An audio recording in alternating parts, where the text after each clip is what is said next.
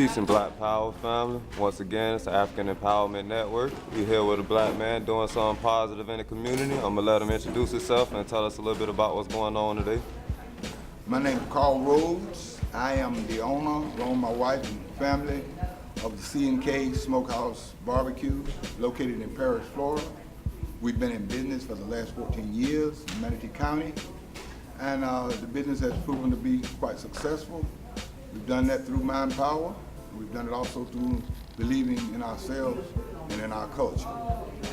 With you all getting into business, what was some of the things that motivated you to get started in a career of opening your own business?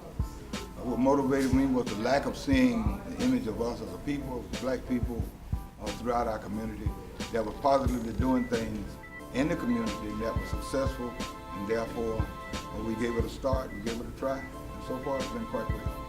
Could you tell the people a little bit about your journey, how you got started with it? We got started with C&K in 2002 in Paris. We started the business with more of a manpower than we did with finances. We were able to borrow $100 from my mother. We turned the $100 into $1 million operation by reinvesting the $100 and then from the $100 to the $500 and so on and so forth to what we have today. Business has never been a real challenge because we went into it with the proper mindset. With you getting started with business, what were some of the minimum requirements that it took to get the business opened up? Minimum requirements were, and still is, the restaurant has to operate according to the health department rules, but obviously safety of the public. So the minimum requirements is to make sure that you got all of those requirements, proper water, proper sanitation in the area to make sure that the environment is safe and clean for the public. And other than that, you have to get a license from the state of Florida, which after those requirements are met, to operate. And you mentioned community work. Throughout your career, have you done any community work through the business or just personally in your life? Personally, I've worked with the community since the age of 19. I've a pastor for the last 44 years, and still doing the same type of work today, but on a different level, to help our people with their self-awareness, to help them to regain their spirituality in order to be able to get greater control over their lives. Could you explain to the people some of the day-to-day responsibilities that you required to go through being the owner or manager of your own business? Day-to-day requirements is to make sure that when you open, you've already ascertained your supplies, make sure that the environment is clean, make sure that everything is prepped and prepared properly, and then make sure that when the help is there, that they know their duties and their responsibilities for that particular day's operation. Basically, day-to-day operations remain the same from day to day unless there's some radical change, in which seldom that happens. But usually, once you get a habit of doing it, it becomes like a networking. You do it with your eyes closed. All right. Well, business, a lot of people struggle with keeping steady customers or keeping a nice clientele. What are some insight you can give to the people as far as keeping customers coming back? Customers normally return for two reasons: if the food is good and if the service is great. I put emphasis on food more so than service, but yet service is important in that service, sometimes people will judge the business based on how they were treated when they entered the door. So we do put an emphasis on that, and that is to treat people as you would want to be treated. Plus, having the right mindset. Never worry about so much as to how they treat you, but take the high road and treat them with respect and with dignity as a customer. It doesn't mean that they're always right, but it means that you want to maintain a good customer base, and you do it through knowing who you are and letting that character of who you are always project itself. All right, I think I moved a little ahead of myself. I heard you mention the food. Could you explain some of the things you have on the menu? Food, we have a full menu with barbecue being the primary meats. We have ribs, chicken, pulled pork. For side plates, we got baked beans, green beans, collard greens, macaroni and cheese, potato salad, what else? corn nuggets, fried okra, coleslaw. I think that's pretty much the size. And then we have desserts, sweet potato pie, pecan pie, and pound cakes. All home cooked meals sound good. Ready to go when you hit the door. All right, what's your hours? We open Tuesday through Saturday. The hours are 11 to 7. We serve the same meal all day long. We don't have a lunch or dinner menus, just one set menu. And our food is good enough to eat for breakfast. Do you offer any catering services or delivery? Catering, we do. We do quite a number of caterings throughout the week, month. Most of our caterings are for pickup only. However, if there's a local company business that we can get there within a reasonable time, we'll make those deliveries, provided that we're not swamped with our business. All right. Get back into the business side of it a little bit. What's some of the more successful ways to help your business with promotion? Most successful way, period, hands down, with promoting the business is word of mouth. Right. I've heard a lot of people say, I put an ad in the newspaper, which I've done. We put them in the newspaper, we put them in various places, but word of mouth is the best way. When you treat a person right, they'll go out and talk about the food and the place. Secondly, I've had great successes with the internet. We have our full menu, our website up, where people can go in, look at the menu, call us, tell us what they want. When they get there, we got it ready so they can pick it up and go or sit down and enjoy it. And what's the website for that if they want to order online? The website is CK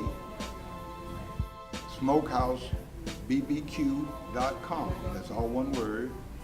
And we've had our website up and running for the last 10 years, I would say. Which again, you can go on and look at it. That's CKSmokehouseBBQ.com. And check us out. You'll find it to be quite interesting. All right, and what's the store number for anyone calling in to order? Store number, area code is 941-776-1440. That's again, area code 941-776-1440. All right, I know you personally. I know you as a hard worker and a trusting man. With you being the owner of a business, you pretty much have to know the ins and outs of every position in the company. Could you explain to some of the people who are thinking about owning a restaurant or any business the importance of understanding each position and how it works in the company? Yes, owning a business, restaurant in particular, since that's where we're operating. And on the management side, you got to know every component of it and how to do every component of it, should some of those components be missing from day to day. So therefore, you got to become everything from a floor sweeper to a bookkeeper. And once you get that component down and get it down pat, so that you don't have to think of second guess yourself, then managing of employees, you got to keep them happy. You got to pay them a living wage. You can't give a guy minimum wages and expect him to feed his family. So that we don't even get started with the minimum wage issue. We give them a doctor's wage, so that when they leave there at the end of the day, not only are they happy, but they'll come back the next day and take care of you as a business. Third, you got to make sure that you got a good inventory. Inventory is important because quality in equals quality out. You cannot start with garbage in and get quality out. Garbage in equals garbage out. So all of our products, we don't reach to get a basement bargain price. We try to get a good price on it, save on the buy, but yet make sure that the product is top quality so that we can keep our results the same. We also use the same menu, same seasoning process so that when a person get it today, it's going to taste the same tomorrow, and so on and so forth. And last but not least, got to make sure that you stay in touch with the neighborhood, what's going on in the neighborhood, so you can not only assimilate with the neighborhood, but also become a working entity that people will love and enjoy having you there. So we keep all those things in harmony. But the greatest thing about running a business is the mind. If the mind can conceive it, the mind can achieve it. So, mind power, way to go in a business. You hit on something important there. A lot of people work for companies where they put more emphasis on the customer instead of the employees being happy. How would you say you balance that out with your business?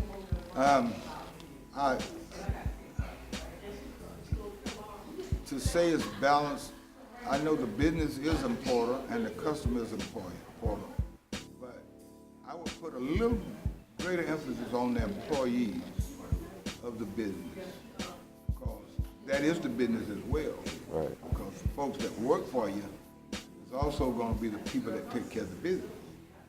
And if they take care of the business, the people that walk through the door is also going to be taken care of. So it has a domino, but the domino has to have a head, it has to have a start. And it starts with those people that you surround yourself with. If you surround yourself with a bunch of failures, your business is going to fail. Right. If you surround yourself with a bunch of people that got a successful oriented mind, your business is going to be successful. So I don't look at a person's degree, can they do this or that, as much as I look at that person having the want to and a mind that's open to learn. And once that person learns a task, they're unstoppable. They're just completely, will run circles around those that say they went to cooking school. Because a lot of people that went to cooking school don't like to cook. Right. So, but if you got a guy that loves to cook, got a great desire, put him in there, show him, and I guarantee you, it'll make your business much more successful. All right. Could you go over some of the challenges you've been through being an owner of a restaurant? It's sad to say, but in 2016, there are still boundaries that are set. Some are set by society, some are set by location, others are set by the mindset of the type of business and who owns the business. But those boundaries should not put you in bounds. You should always think outside of the box. Right. So I'm an out of the box thinker. It's hard to catch a gazelle when he's got spring in his leg. So I like to liken myself as such. I got quick maneuvers when I see something trying to capture me or bring me in. I'm witty enough not to spend a lot of energy dealing with that, but to spend my energy on going around it or moving over it. And that's been our great success. There's a lot of things in community when you are a person of my skin pigmentation that sometimes can be a mental block that can work into the psychovisceral of a person that may look in and see, hey, there's this guy there that don't look like us. What's he up to? I'm up to the same thing the other guy's up to, taking care of my family, making a living. That's what we do. We don't put a lot of emphasis on the color things. Could you explain to the people the reality of what it is being a manager versus some of the typical expectations some people have before they get started with the business? Being a manager, managers are both made and created. You're born with management, but it has to be developed. It has to come out of you. It has to work its way to the surface. But if management is not there, no matter how hard you work, it won't ever appear. So you got to be able to find if that's my diamond that's in the rough.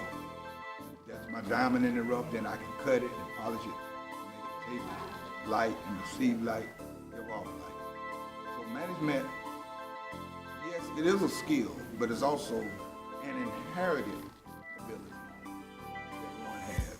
And as that ability gets developed, the better you become at managing.